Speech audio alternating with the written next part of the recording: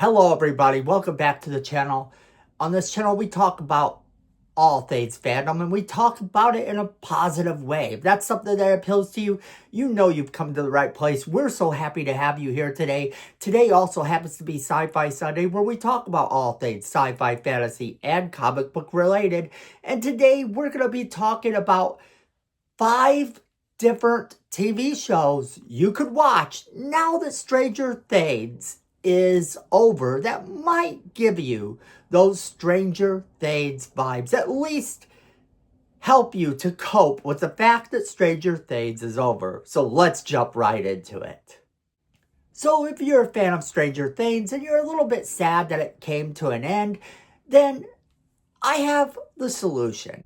And when I say that I'm going to give you a solution, I don't mean a solution that's going to be a rinse and repeat of Stranger Things. No, if Stranger Things gives you this certain vibe, it's for a reason. The show is original, it's brilliant, and nothing is ever going to come close to it in terms of everything that it brought to the table. If you have a show that is exactly the same as Stranger Things, then obviously that one's a ripoff, or Stranger Things would be a ripoff of that. I wouldn't do that to you guys personally. I don't expect that you would want me to. So what I offer instead is a way to fill the void now that Stranger Things has come to an end. Some shows that you may not have heard of that all kind of have some sort of sci-fi fantasy element to them and are all very original. Not to mention that they are all, for the most part, available to stream. And a lot of them are in fact available on Netflix, and a few of them are even getting another season.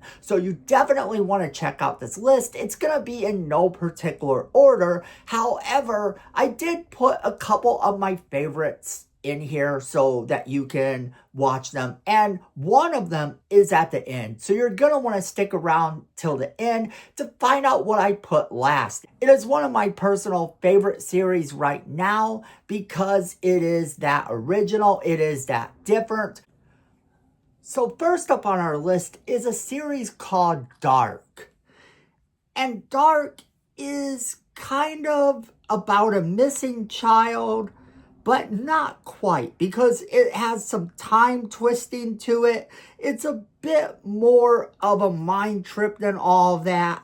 And the official description of the show is that a child is missing and sets 4 families on a frantic hunt for answers as they unearth a mind-bending mystery that spans 3 generations. So that's kind of an interesting little show, an interesting premise, and you should check it out. Next up on our list is the Dead Boy Detectives. And why the Dead Boy Detectives? Well, it is basically a supernatural mystery with teens. Only, this is the thing, the teens are in fact dead.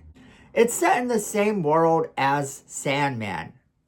You might know the Sandman comics, and if you don't, you should check them out. It's about these kids who sort of investigate things that are keeping other ghosts from moving on. It's a very interesting little show. It is a fun one, and it is based on a comic. Like I said, if you want to check out that comic, you should do that as well. Next up is Lock and Key. And Lock and Key is a TV series that was inspired by Joe Hill and Gabriel Rodriguez's excellent comic book saga. And it's about a family returning to their ancestral home after the tragic murder of a husband and father. Soon they discover that they are heirs to this ancient secret that is the Key House. And all around this Key House, there are mysterious keys that grant powers and allow you to change size, leave your body, and so many other crazy things. Even take you to weird places. This is a good series. This is one of those series that if you haven't seen, you should check out. It's definitely worth watching. It's a lot of fun. It's probably my favorite on this list in terms of the newer shows, in terms of what you could watch after Stranger Things. This one's right up there. Next up is All of Us Are Dead. And All of Us Are Dead is about Teenage life and zombies. That's right, teenage life and zombies. And this is the premise. A bunch of students are fighting for their lives amid a virus outbreak. And the South Korean series has been renewed for another season, so you can brace yourself for even more action. And this series is actually pretty good. I think it's a wonderful little show that you could do a lot worse than. This is one of those that really is different and kind of cool. Like I said before, none of these are going to be directly like Stranger Things, but if you are missing Stranger Things and need your sci-fi fix, you could do worse than this show as well. But then hold on, in our number 5 spot, I kind of have a bit of a tie. So I'm going to make this sort of our honorable mention section. And if you have made it this far in the video, I want to know that you saw our honorable mention of this series. So drop me a line. Let me know you got this far. It would be really appreciated. So this honorable mention is The Midnight Club.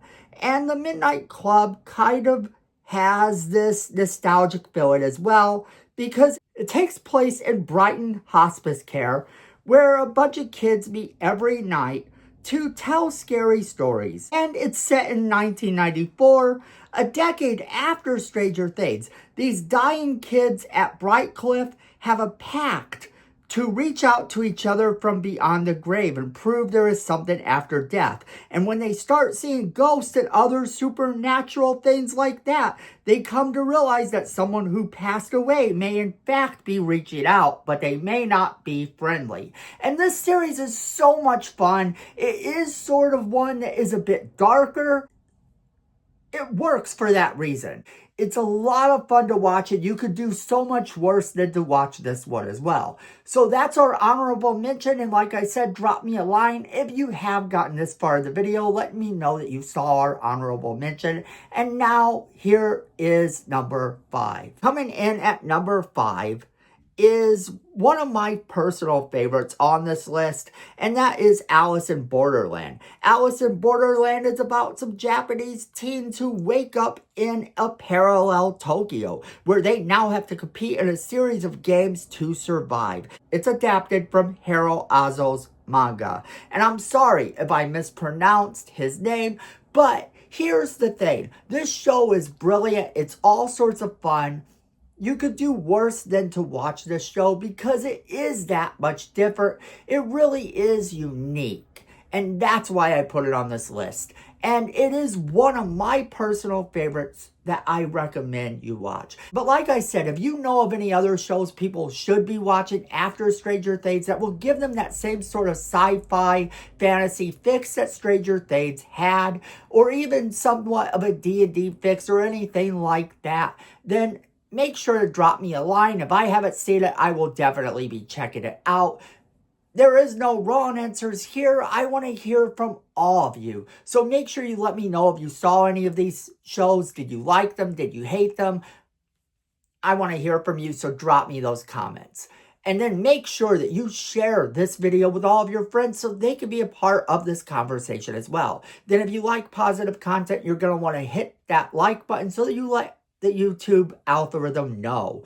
And if you like our videos personally, well, then you're going to want to hit that subscribe button and that notification bell right next to it so that you don't miss a single video we do. Because, friends, at the end of the day, I know it, you know it, and Miko knows it. Fandom is family.